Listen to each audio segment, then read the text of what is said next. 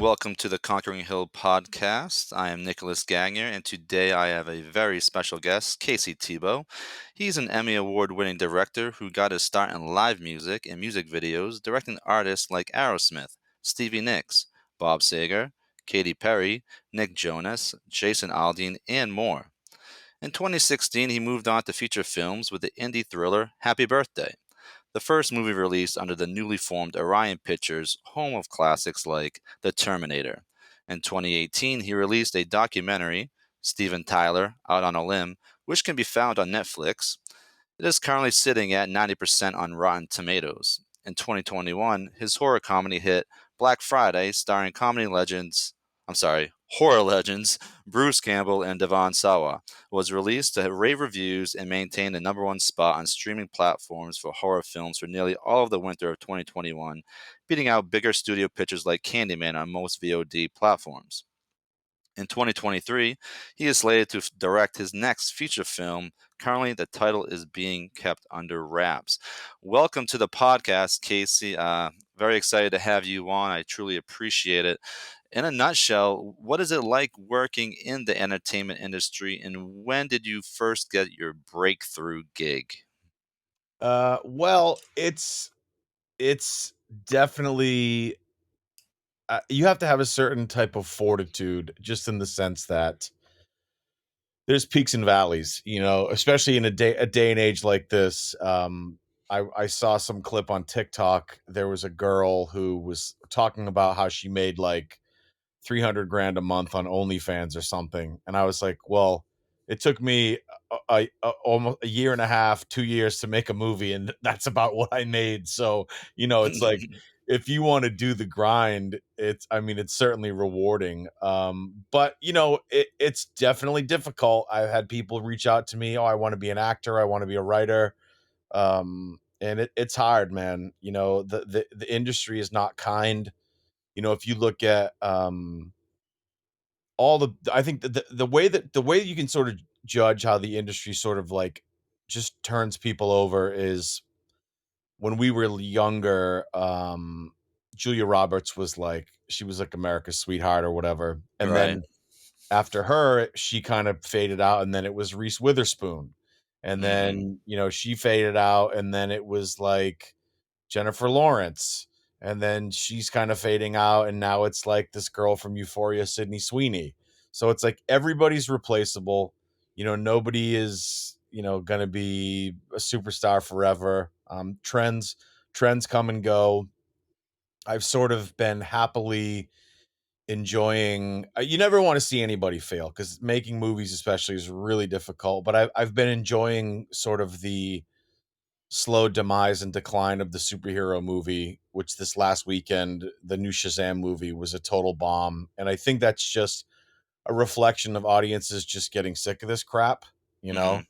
Um, so, I mean, I had a buddy of mine reached out to me, and he was like, oh, I want to do voiceovers, and I want to be in commercials and do Disney stuff. And I was like, well, there's a good place to start, which is Voice 123, which is a portal where you can upload your voice and do mock commercials, and people will straight up hire you and pay you to do voiceover work. So there's a lot of different. I think you have to realize, like, if you want to work in quote unquote entertainment, it's like, I have a lot of peer friends who are directors who put themselves in their movies sort of as a cameo or whatever. I don't really do that, because my ego's not interested.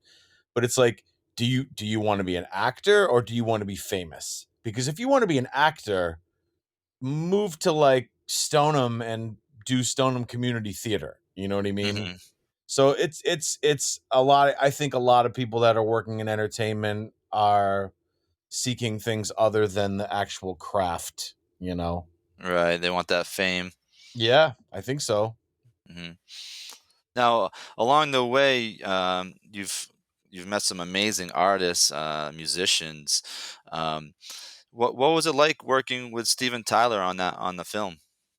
I've known him for a while. It's funny, people always ask me how I kind of get started, and it was like, since I was a kid and went to Freetown Elementary, like, I straight up, this is a true story too, put on a play in like third grade. We did like a Return of the Jedi play, and like all the classmates were specific people in Star Wars. And then you go to high school and you go to college and you get a job and you sort of get stuck up in the corporate machine of just making money. And I was living in Boston, just kind of fucking around for 10 years, chasing girls and riding my motorcycle. And then when I turned 30, I was like, man, if I don't try to figure out doing what I want to do, it's never gonna happen. And just so happened right around that time, Kristen Kaliga, who's also from a Sonnet, she's one of like, I think, don't quote me on these numbers.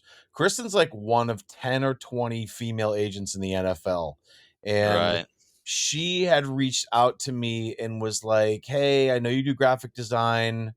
I'm working with Aerosmith. They need a new t-shirt designer. So would you do some t-shirt designs for them?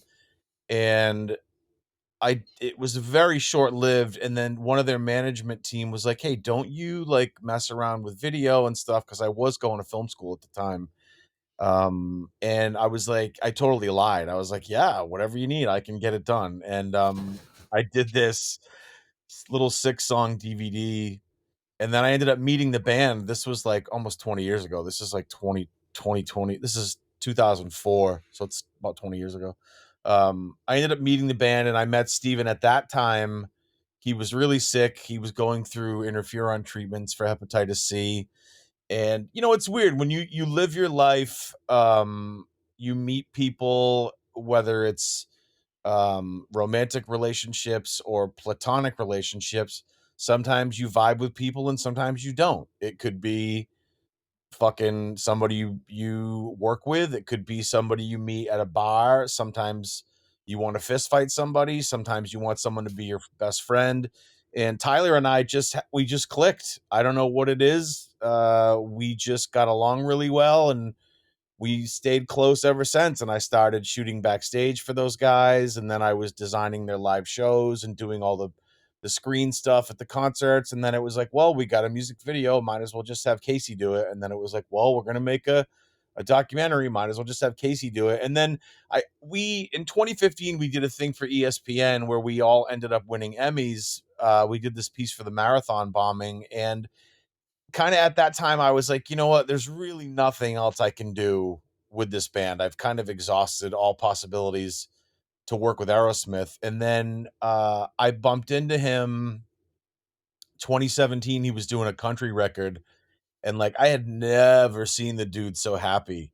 And I was like, man, Really? we should let, well, because I think when you do, even if you're Steven Tyler and Aerosmith, I think if you do the same thing for 45, Right. 50 years, it can get old because you're dealing True. with bullshit and you're dealing with other people and money.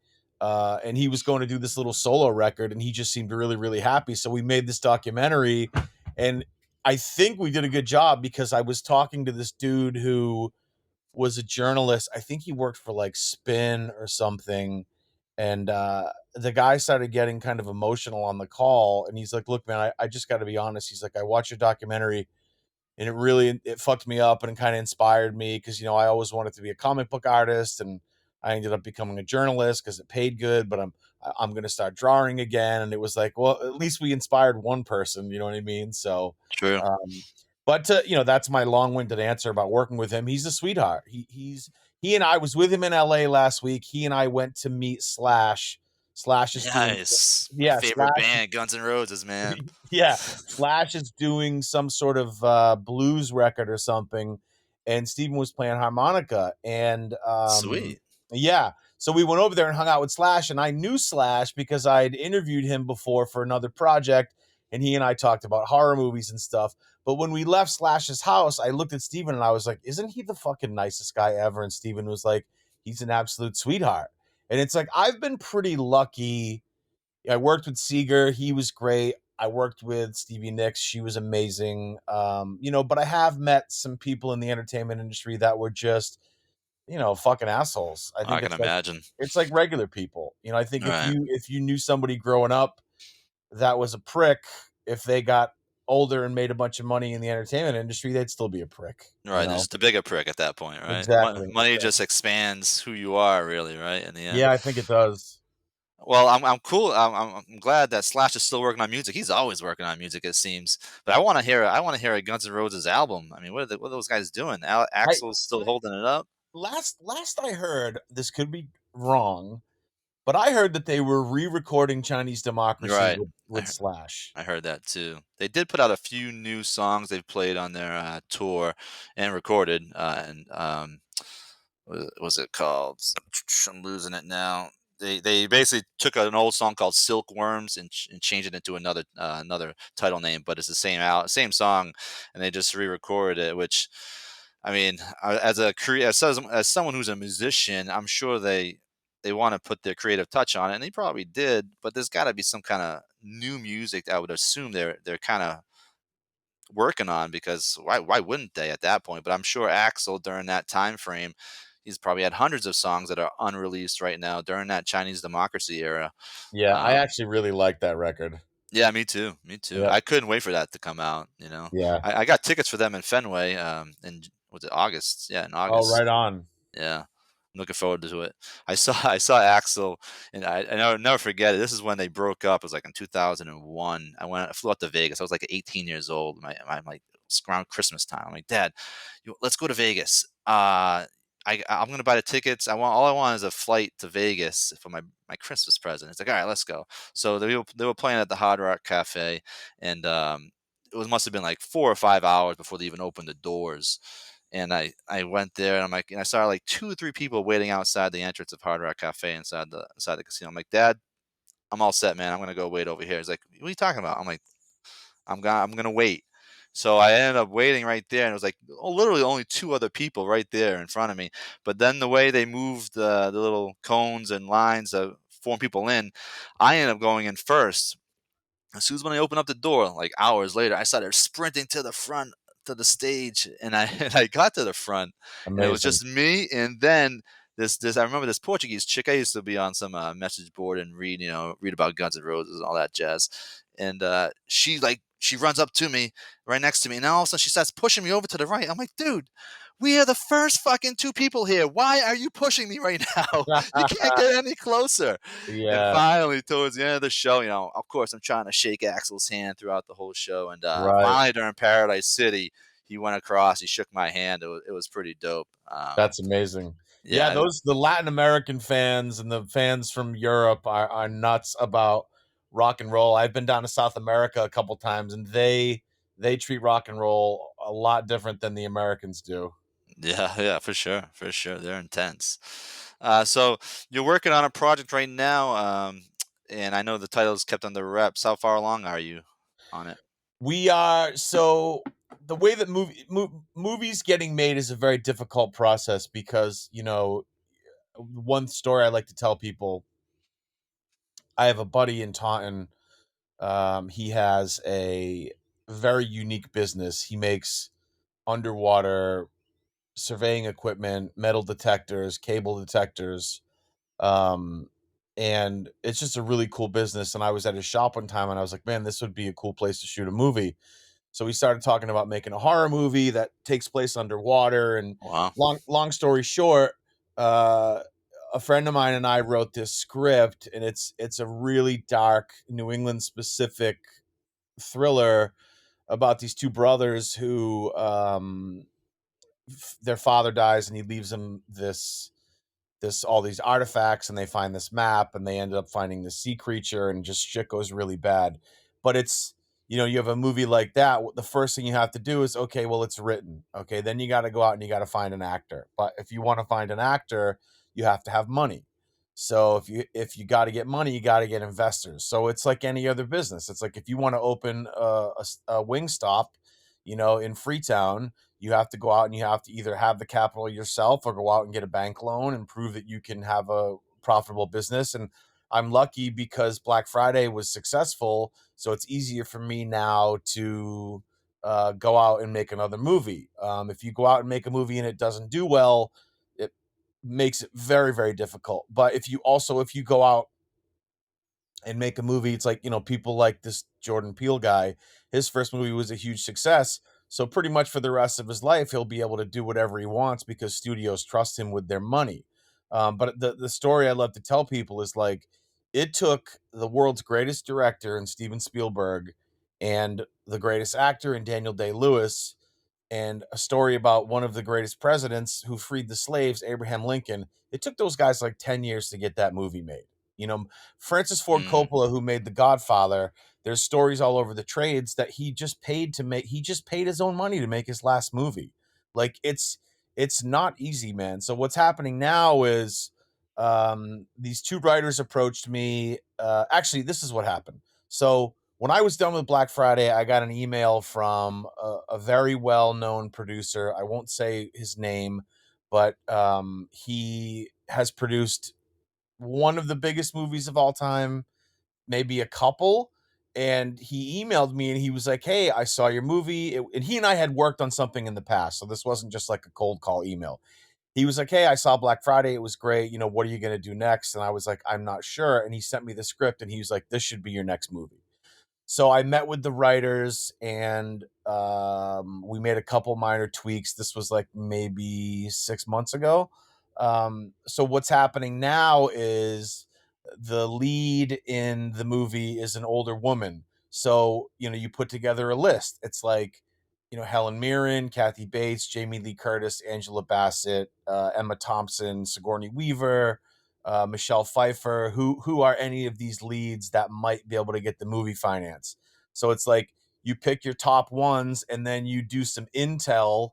You have a producer reach out to some of these actors, and I did send the script around to a couple studios. Some studios passed, and some studio one's well, two studios actually. One's a smaller studio, one's a big studio. Absolutely love this script. And it's like you never know who's looking for what. You never know who wants to make certain types of movies. But this one studio I found, they've made tons of huge movies. They've never made a movie like this, but they know the trends in the industry. So they're like, we love this. We know how much money we can do this for.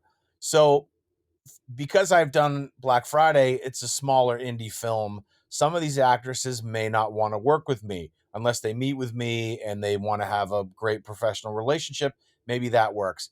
But the producer who originally reached out to me was like, you know what? I'm going to come on board and I'm going to produce this thing. So if this guy emails some of these actresses' agents and he's like, hey, this is Joe so and so. I'm going to produce this movie. Casey's going to direct it. These agents and managers will pay attention because they know it's serious and they know that the producer has his faith in me to make a great movie. So it makes the process so much easier because if I had to try to make this smaller movie about the two brothers in New Bedford, I could get it done, but you're talking like $1 million to $2 million horror movie, which is great. I love those types of movies. They're a lot harder to make. But this other movie with this big producer, this guy's known for making blockbusters. So now it just the process becomes easier. It's almost like you want to start an expansion team and someone takes, I remember the guy that used to run the Pats. I think his name was Dimitrov. You know, the Pats won all these Super Bowls, and then Arthur Blank from Atlanta said, "Get that guy in here. We'll pay him whatever he wants because he's going to help us build a team." So now that I have this producer on board, just the process of getting the movie made will happen that much quicker because I emailed the studio and I said, so and so's producing. He's going to start feeling out for actors. And the guy who runs the studio said, just get an actor and we'll finance the movie. So it's just a lot easier, you know? Nice, nice. Now, you obviously live in Massachusetts. How is that? Are you kind of not saying an oddball, but like you don't live in LA, you don't live out on the West Coast, but you still make films. Do you find yourself traveling a lot when the time calls for it, or is that the norm? Do most people that are producing, directing, or actors, not everyone lives in Hollywood, not everyone lives in California. They're pretty Well, much all spread out. I would say that the majority. I have a lot of friends who work in TV and stuff, and they live there because that's where all the work is. But the majority of like, I could give you a list. It's like when you start to go out to look for actors, and it's like, well, why do you shoot in Massachusetts? Why do you shoot in New Orleans? Because if you have $10 million to make a movie and you shoot it in Florida, there's no tax credits for filming in Florida. So you're spending $10 million. If you spend $10 million in Massachusetts, there's a 25% tax rebate. So you're spending $10 million, but you're getting 2.5 back. So you're actually only spending $7.5 million to make that movie. Interesting. So people like John Goodman lives in New Orleans. Morgan Freeman lives in Alabama. Um, I think like Richard Jenkins, who's a character actor, he was in The Shape of Water. He was in Step Brothers. He was the dad. He's an older guy. He's from Rhode Island. He still lives in Rhode Island. Uh, some of these actors live in New York. Um, COVID changed a lot of that because I know like Seth Green's a good friend of mine and he's on Family Guy.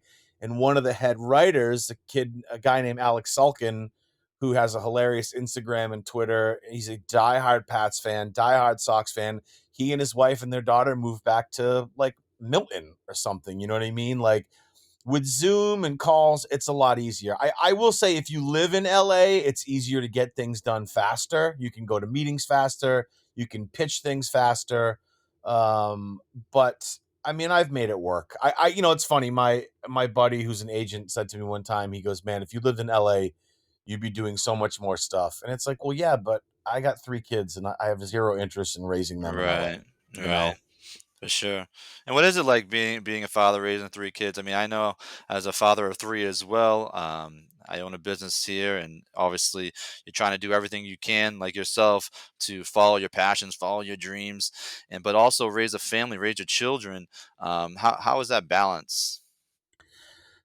I think it comes down to as I've gotten older in life, I feel like it comes down to no matter what you do, no matter what your profession is, I I feel like your relationships and how you project onto your children is very tied into how much trauma you had as a child yourself. I was very lucky, grew up in Freetown. My childhood was about as normal could be. There was no alcoholism in my family, there was no abuse in my family. Like, my dad yelled and stuff, but everybody's fucking dad yelled. You know what I mean? Like, but I had a great childhood, and that allowed me to become a great father because I'm not projecting any sort of bullshit trauma I have on my kids. So I think no matter what you do in your life, I have a buddy of mine who doesn't have kids, and he'll say to me, "Man, your kids are so different than other people's kids." And I'm like, "What do you mean?"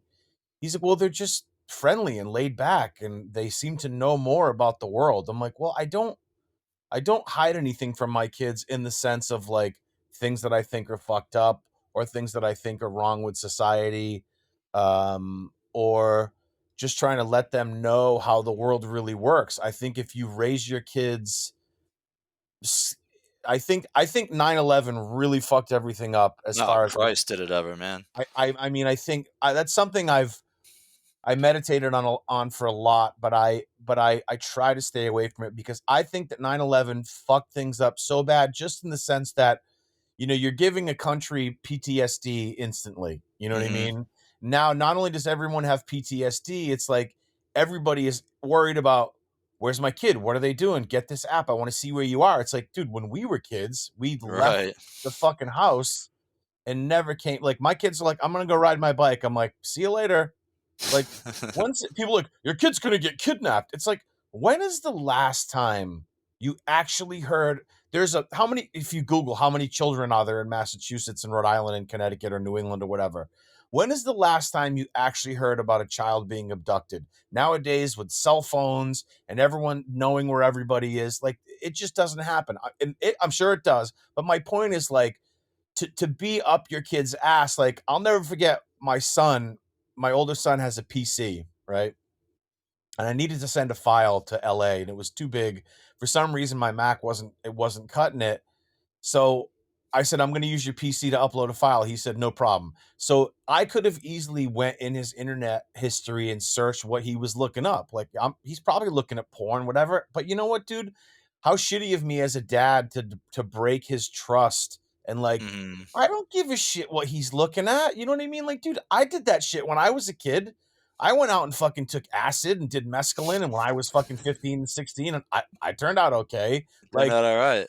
You Yeah, probably I turned out you just turned out better for it. What are you talking yeah, about? definitely, definitely expand those horizons. I just think you everybody's gotta chill a little bit, man. Like, I don't know if you see this, but I see, like, my sons played football and I loved it and they did great. And one of the guys was a coach from this kid from Fall River, Alex. He and I were shooting the shit one day when my oldest was done playing, and he goes, "Man, I wish I had more parents like you." And I said, "What do you mean?" He goes, "Well," he said, "You know how many fucking emails I get from parents? My son should be playing this, and my son Oh should be god. starting." And it's just like, man, I just don't want to be that guy. And I think when you have expectations of your children to excel in certain things and don't just let them be a kid and grow up and whatever, that then you're Unneeded putting your pressure, right? yeah, you're putting your shit on them. So I don't know that it necessarily my brother Ben is a big executive over at LinkedIn, and his kids are very cool and very chill and laid back. And I think it's just about how you sort of raise them. I don't think your profession, even if you're traveling a lot, really will affect your kids as long as you're spending time with them and showing them lots of love. Because I think at the end of the day, love and affection probably is the key to your children being healthy and happy. Yeah, right on, right on. Yeah, I'll bring it back to 9/11 for a second. That day, the way they kept showing that plane hitting the tower, hitting the tower, hitting the tower. It's funny because me and my brother, we actually filmed a documentary in Arizona at Arizona State on the 5th year anniversary. It was called Remember, Remember the 11th of September. And what we did, we went down there and we basically interviewed students, a couple of teachers, I want to say like a janitor, and we just asked them questions, right? Um, where were you that day? How many towers came down? How many planes were there? Where was George Bush that day? What book was he reading? All these wide range of questions, and I'll tell you, some of the answers were just ridiculous. Like these kids, these students, they didn't know much. Wow. I had one student say, 1991." I'm like, "Are you Oh, fucking kidding me right oh now?" my God. So like at that time, but me and my brother, we were like going down the rabbit hole, like researching so much about all this stuff, and we weren't trying to push on them any kind of conspiracy theory at all. We just wanted to see what they thought and what they knew. And at the Yeah. end of it, me and my brother were like, "Dude, what the fuck? Yep. These people, man." And like, well, maybe that's exactly what we were supposed to capture. So when we went back in and we started doing the editing process, like, I could have edited that documentary to make everyone look like complete dipshits, like Right, dumb right, as rocks, but I didn't. right. I wanted to portray it like, that's what they think and it's cool and all. So eventually we put it up on Google, and this is back in 2006, right? So we see the hits, the views rising a little bit, we're up over a couple thousand here or there. Next thing you know, Google just takes down our views. Like, where the hell all the views go? So we emailed Google. At that time, I guess we got a response, right? So then we noticed they're censoring our film. Like, so next thing you know, they put our views back up, but not the same tally. Next thing, the one day it goes up, the following day the views drop down, and the views start going all over the place. And eventually, they just took the film down. So they censored that film, Wow. and Not we have, surprising. yeah, not surprising. So we were being censored before it became cool to be censored, right? In a sense. So Yeah. You guys were um, canceled. yeah, we were canceled, all right. That Yeah, I mean, cancel culture. Fuck that. it's interesting too to see this younger generation just sort of be clueless about I think one of the other issues too, and at least in our society, is all this political discourse and all this arguing about gender rights and all that stuff. Like, I think that's all great and fine, but I think there's sort of this imaginary war going on because I was watching this Amazon special on World War II. It was called the first part was called The Rise of the Third Reich, and the second part was The Fall of the Third Reich. And there was footage of these Nazi soldiers beating the shit out of Ukrainians and Jews in the street. And I had to just pause it and sort of leave the room because, like, it was maybe the most horrific thing I've ever seen in my life. And dude, and Wow. I'm 48, okay? So I was like, you've got to be kidding me with this shit. So for people to think that they're living in a country now where they're oppressed or their rights are under fire motherfucker, you have no fucking idea how easy you have it. You're on a fucking $1,200 piece of machinery that was built by fucking Chinese slaves that African slaves dug the cobalt for in the mines in Africa, and you're acting like you have the world on your shoulders. Like this imaginary war everybody's fighting is because we have no real issues in America, you know? So it's just like, man, people really need to get up to speed with really what the fuck has gone on over the past couple hundred years. You know what I mean? No, I agree. I mean, people have it easy, right? The first thing, they wake up and they're checking their phone. They're on their phone all day. And listen, I'm a culprit sometimes. I'm working on my phone, and I have to tell myself to put it down, right? And I understand it does come from the Chinese slaves. It's ridiculous because if we realize where it was coming from, like even the diamonds on the fingers, right? When people get married, where are those diamonds coming from, right? It's Right, coming it's coming right. from it's coming from slave work, and we Yep. just we just don't even consider it. Don't even No, think about it, right? Because no, it makes no. us happy, makes us feel good in a sense. What's coming next, as far as what's going to make us feel good, and how we're gonna, you know, steal resources from one part of the world or enslave more. It's kind of seems like it's always the same, always kind of geared towards uh, using Africa to grab those resources and sending it to the Asia, Southeast Asia, for them Yep. to produce it all for us, right? And Yeah, then these reports coming out of these cobalt mines in Africa are just like pregnant women with like babies on their backs mm, mining for cobalt so we can have, lithium ion batteries, and then everybody over here is fighting about like drag queen story hour. Like, are you kidding me? Like, I mean, so fucking what would you do though if there was a drag queen teaching your kids at a library at your school? What would you say? What would you think? well, I mean, I think I've been divorced for 4 years, so I've been dating on and off. I was dating this girl last year who had a friend who was a drag queen, and we went to drag bingo like every Sunday for like a month, to have drinks and eat and whatever. And we fucking played bingo, and these drag queens danced around and people threw money at them. So, I don't think that that's an appropriate atmosphere for a child. But I mean, if the local library in my town wants to have drag queen story hour, like, if you don't agree with that, then don't fucking bring your kid. You know what I Right. mean? I mean, I'm way too. One thing I hate about all this bullshit with politics is like, I'm way too in the middle to even worry about some of it. Like my last movie, we had this young actor, they're non-binary, they'd never done a feature film, yet everybody who saw it loved this kid. Even Bruce Campbell was like, "Man, this kid's going to steal the movie." They're non-binary and they're an incredible actor. So it's like, that doesn't bother me. It's like if somebody wants to go to drag brunch or drag queen story hour, like, who gives a shit? Do you think that your kid, what are they going to turn your kid into a drag queen? I got news for you, dude.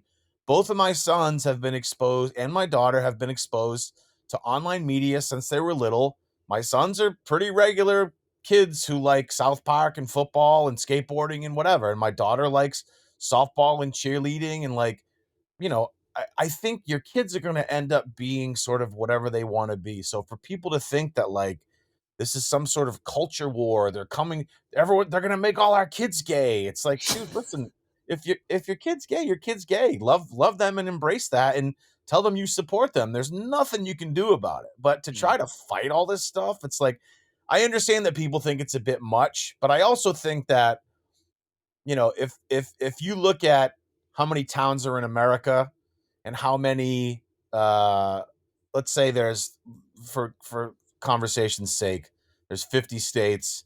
Let's say there's 50 towns in every state, which is probably way low. But just for conversation, let's say there's 2,500 libraries in America or 10,000 libraries in America. There's what, four or five having drag queen story hour? It's like, who gives a fucking shit? You know what I mean? It right. doesn't mean it doesn't mean that every library has drag queen story hour. You know what I mean? So I think that's one of the other problems in social media is we're amplifying these tiny, tiny stories. people are worried about trans rights and whatever. It's like, just let people live their life. Who gives a shit? Just get, why are we so concerned with everybody's doing with themselves? You know Right. what I I think mean? everyone is concerned what everyone's doing instead of taking the time to worry about themselves. Because there, I mean, every single day, like, we have all these thoughts in our mind, right? Some are positive, some are negative, and we're trying to, keep the negative ones out and live a happy life and all. And the more, if we're not feeling good, if we're feeling negative that day, or sad or upset, we're going to project that onto others, or we're going to look for other reasons to stay in that same space at the same time. So social media, as you said, right, everything is amplified, for Oh better, man. or for worse. But let me ask you about deep fakes. What do you think about deep fakes? Uh, he, I've been having this sort of like existential argument with myself, which is like, news came out last night that the Writers Guild is going to allow AI to help writers write screenplays, but Hmm. the writer gets credit. And I'm like, yeah, I think it might be time for the government to be like, okay, let's put a pause on all the robot shit. You know what I mean? Like, I just don't know how good it is because I saw but here's the thing. Okay, I'll give you a perfect example. All right. I saw a video that was President Biden, and he was like, oh man, he's like, I squeezed your titties, and then someone slapped their ass. And I was like, whoa, dude. I was like, that looks fucking real. And that's dangerous because you could put somebody really in a compromising position. However, I will say, so I've known the Aerosmith guys for 20 years or whatever. Um, the bass player, Tom Hamilton, a couple years ago, got throat cancer, and Tom is one of the sweetest guys you would ever meet. If you saw interview footage with Tom from like the 80s or 90s, he has this sort of really deep, booming kind of Casanova type of voice, just a great speaking voice. And his voice has changed a lot because of all the chemotherapy he's had. So if I was to approach Aerosmith and say, "Hey, I want to do this 50-year retrospective. Let's use old interview footage," and then I wanted to interview Steven Tyler and Joe Perry and Brad Whitford, their interview would be fine. But Tom might have a hard time talking because he's had so much chemotherapy. So, you know, maybe in an instance like that, Tom can type out his answers and then you can recreate his voice with artificial intelligence. So it may not be a bad thing. So I think you sort of have to like be careful with the applications of AI and or deep fakes. I think it's terrible that they're taking famous women's faces, and putting them on porn actors. That's disgusting, and I think it fetishizes. It just further makes people's fetishization of celebrities just that much more worse. Um, I heard a clip of Joe Rogan interviewing Steve Jobs, which was fucking wacky. Their conversation with Steve Jobs was a little stilted because you could tell they had taken the movie the footage from clearly from his Apple speeches. But give it another year or two and you won't even know that it's fake. Right, right. So I don't know, man. I feel like that there needs to come a point where some of that stuff is, We might have already crossed that echelon, though. Like, yeah, maybe. unfortunately, I mean, Maybe. maybe they can retroactively go back. All right, this is the furthest we're going to take it. But as you know, I mean, look at the last 20, 30 years as far as technology is concerned. We are living in a technological renaissance right now, between that Chinese slave phone, our laptops, the computers, right? Remember, I'm sure your first cell phone was, or you remember at least the first cell phone being like this giant cell phone from like Zach Morris, right? On Saved by the Yeah. Bell. And now Yeah. we got this small little cell phone, right? So Yeah. now imagine what AI is going to be in 10, 15, 20 years from now. They're going to be directing the movies. Who fucking knows? Like, it's insane how far they could take this or allow this to happen. And obviously, when certain governments, if they want to do nefarious acts and brainwash the nation, Joe Biden, perfect example with that deep fake.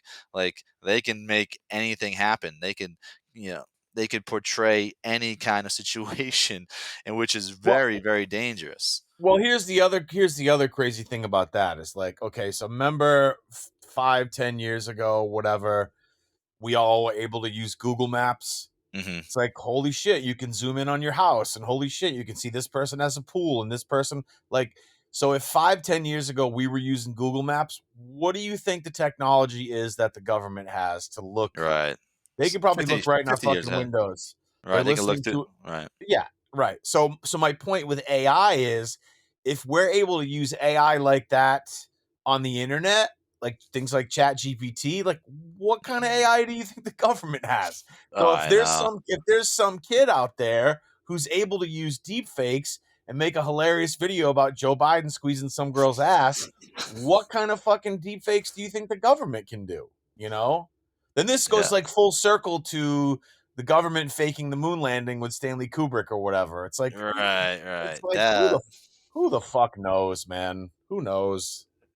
Right. Right. Exactly. So they could have had that information, that technology 30, 40, 50, 100, well, not 100 years ago, but at least pushing 50 years ago, right? And there's even the 9/11, going back to 9/11 too, with the plane hitting. Like, there's no footage of the first plane hitting the tower, right? There's supposedly there's footage of the second plane hitting the tower, but I've n- I don't think I've ever seen footage of the first plane hitting the first tower.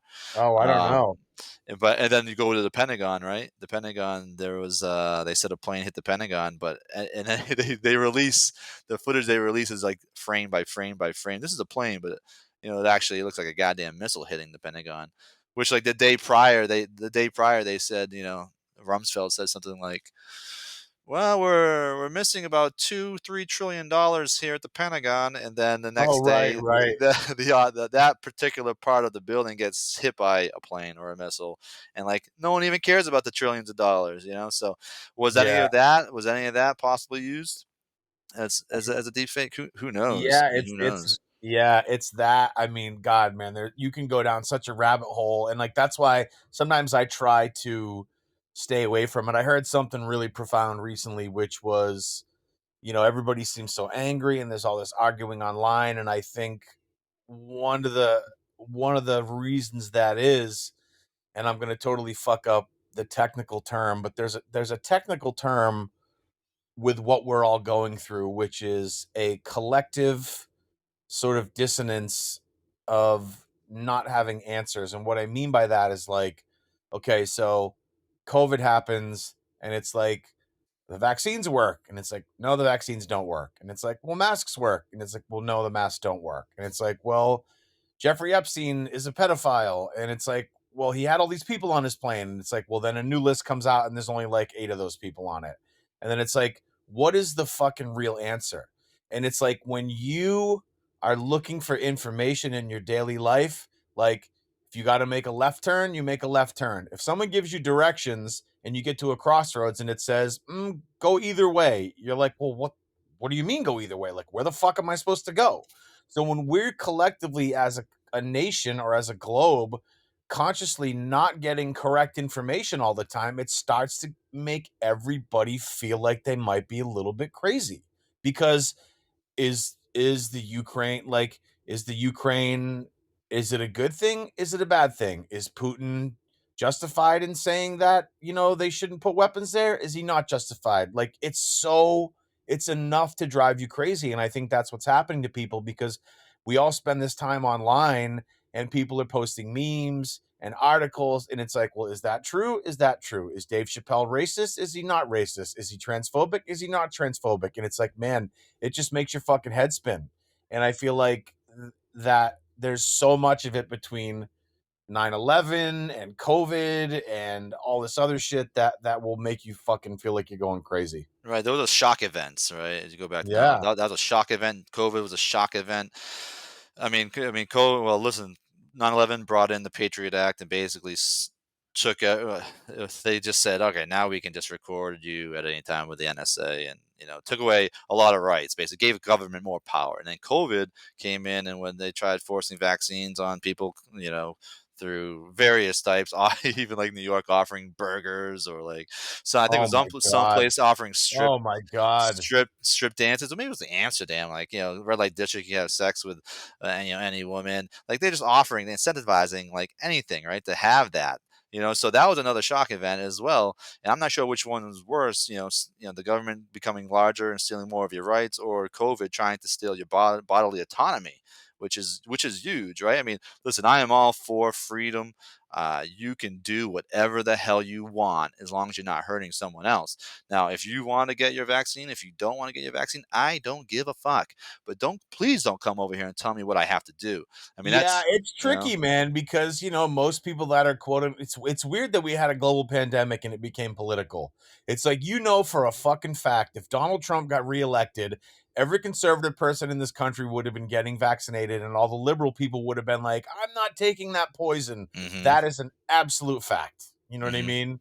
And I think everybody in the middle would have been like, "I'm not sure what to do," right, because right, it's super frustrating. And I think what's strange about it too is I'm pro-choice. I think we should not be telling women what to do with their bodies, and that is a very liberal point of view. However, most liberals will scream at you if you don't get vaccinated, so right. The it's hypocrisy is unreal. it's very contradictory. Like you want to give people body autonomy, but not with the vaccine. hmm So that's where it starts to get muddy as far as like, well, I believe in I most of my views are liberal, but I guess if I don't believe in forcing people to take a vaccine, does that mean I'm a conservative? But if I'm in the middle, each side will scream at me because I haven't picked a side. It's like it's fucking maddening, man. Yeah, that whole, especially when it first started. I mean, it really it divided the country like none other. Like between the masks and the vaccines, it's like it really put divided family members. I mean, people couldn't go inside to see their family members because they were in close contact with someone. Like it really. And if someone died, you couldn't go to their funeral. They didn't have a funeral, while George Floyd had like 7 or 8 funerals going across the country at the time. Like Yeah, it and was, what's it was what's what's wild. crazy about what's crazy about that too is like Sebastian Younger, who wrote A Perfect Storm, wrote an incredible book called Tribe, and he talks about sort of the tribalism that people are adhering to these days because people don't really go to church anymore, so people are forming these like fake tribal groups with their political parties, and it's been really weird to see certain people like you had all the QAnon people, and then you have like the hardcore super liberals, and the people like PETA, and it's just, man, people really take things to extremes these days there. And with the thing about COVID is you could sort of make a joke and go, well, maybe the government wanted to give the world COVID because they thought that it was finally the one, because you got to remember there was two major times in history where the world sort of collectively came together. That was after Germany bombed England, and the Japanese bombed Pearl Harbor, and then it was after 9/11. After 9/11, everybody was fucking America first, and everyone Right. was fucking thumbs up, and George Bush's approval rating was like 87%. Yeah. So you figure a global pandemic happens, everyone's going to be like, hey, let's put our differences aside and we're all going to be together on this. The opposite happened. It split the country even worse. So, what I think's hilarious about that is like now you're starting to see all this shit in the news where it's like, hey, there might be a mothership in our galaxy and that it's sending drones to our planet. I'm like, oh, so the government is planning a fake alien attack. Maybe that will bring everyone together. You know what I mean? Well, Project Bluebeam, I'm not sure if you've ever heard of it. It does touch on that, faking an alien invasion. Yeah, They got it's called a false flag. Right, right, and Yep. and listen, they Yep. got they're thinking well, I'll say light years, right? They're thinking hundreds of years ahead of us, and will they play that card in our lifetime? Who knows? But that whole thing with the Chinese balloon going across the country. I mean, I'm in Panama right now, but I happen to follow the news a little bit about that. I'm like, what the hell is going on? What the hell is this really all about? Like, how does a balloon float across God? And then there was reports that there wasn't like another balloon flew across Costa Rica, which I'm like about 40 minutes away from, and then there was Right. reports it was in Colombia, and like, what the fuck is happening That's right now? hilarious. Hilarious. Oh man, yeah, the world is on fire, and but I'm from the mindset try to enjoy every single day, love the people you love.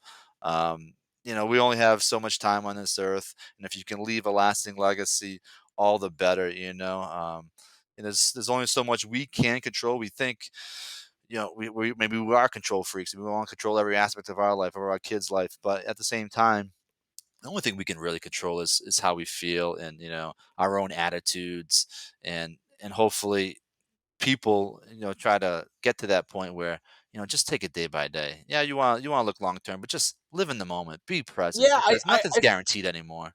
no, I feel like you have to sort of wonder. You have to wonder like, what is everybody like? Everybody needs to chill a little bit. You know what I mean? It's just weird. No, for sure, for sure, Yeah, I man. don't know what everybody's hang up is, but Yeah. I think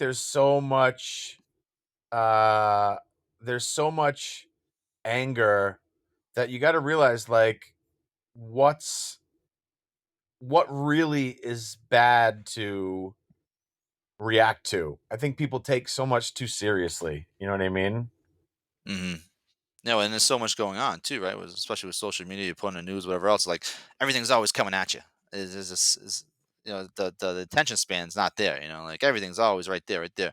I mean, if you took the time and if you put away all your devices for the morning or the day, and you went outside and you walked in the forest and took a hike or walked along the beach, you'd feel better. You would feel better at the end of that day, for sure. Yeah, I agree, man.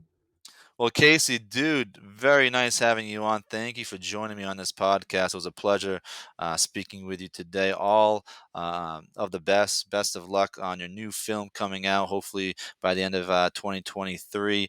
And thanks again for coming on, my friend. Have a great day. Me too, man. Thanks so much.